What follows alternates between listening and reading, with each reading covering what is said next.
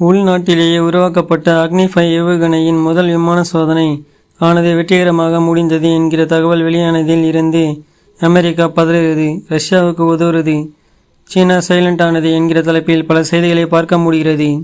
உண்மைதான். அக்னி-5 ஏவுகணையின் வெற்றியானது நம் நாட்டின் ஆயுத அமைப்பை பலப்படுத்தும், பல எண்ணிக்கையிலான அணு ஆயுத தாக்குதல்களை சமாளிக்கும், நம் நாட்டின் மூலோபாய தடுப்பு திறனை வலுப்படுத்தும் என்பதில் சந்தேகமே இல்லை.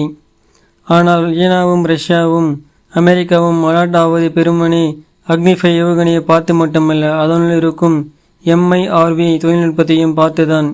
MIRV டெக்னாலஜி என்றால் என்ன? எதிர் நாடுகளின் வயிற்றில் புளியை கரைக்கும் அளவிற்கு இதில் அப்படி என்ன ஸ்பெஷல்? இதோ விவரங்கள். MRV என்பது மல்டிபிள் இன்டர்னபிளி டார்கெட் ரீஎன்ட்ரி வெஹிக்கிள் என்பதன் சுருக்கமாகும். பெயர் குறிப்பிடுவது போலவே இது ஒரே லான்ச்சில் வெவ்வேறு இடங்களில் உள்ள போர் கப்பல்களில் இருந்து எதிர் தாக்குதல்களை நடத்த உதவும் தொழில்நுட்பமாகும். நேற்று வரையிலாக இந்த MIRV டெக்னாலஜி அடிப்படையிலான ஏவுகணை தாக்குதல்களை நடத்தும் திறனானது அமெரிக்கா, இங்கிலாந்து, பிரான்ஸ், ரஷ்யா மற்றும் சீனா உள்ளிட்ட நாடுகளிடம் மட்டுமே இருந்தது. தற்போது அக்னி-5 ஏவுகணையின் வெற்றியின் வழியாக இந்த உயரடுக்கு பட்டியலில் இந்தியாவும் சேர்ந்துள்ளது. இந்தியாவின் அண்டை நாடுகளில் ஒன்றான பாகிஸ்தானும் கூட MIRV திறன்களை மேம்படுத்துவதற்கான வேலையில் ஈடுபட்டு உள்ளதாகவும் கடந்த 2010ஆம் ஆண்டு ஜனவரி மாதத்தில் பாகிஸ்தானின் அதன் MIRV திறன் கொண்ட ஏவுகணையான அஃபாபிலை சோதனை செய்ததாகவும் கூறப்படுகிறது.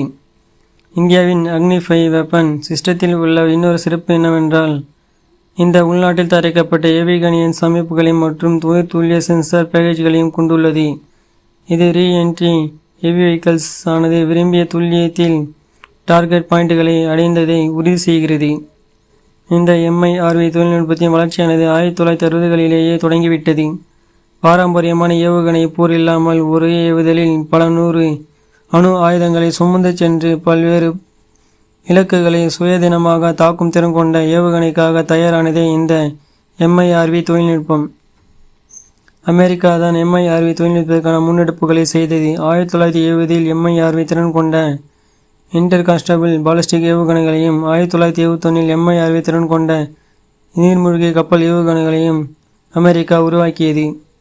மிஷன் திவ்யதர்ஷன் கீழ் மேற்கொள்ளப்பட்ட அக்னி-5 ஏவுகணை சோதனையை வெற்றிகரமாக நடித்ததற்காக பாதுகாப்பு ஆராய்ச்சி மற்றும் மேம்பாட்டு அமைப்பின் விஞ்ஞானிகளுக்கு இந்திய பிரதமர் நரேந்திர மோடி மற்றும் பாதுகாப்புத்துறை அமைச்சர் ராஜ்நாத் சிங் ஆகியோர் வாழ்த்துக்களை தெரிவித்துள்ளனர்.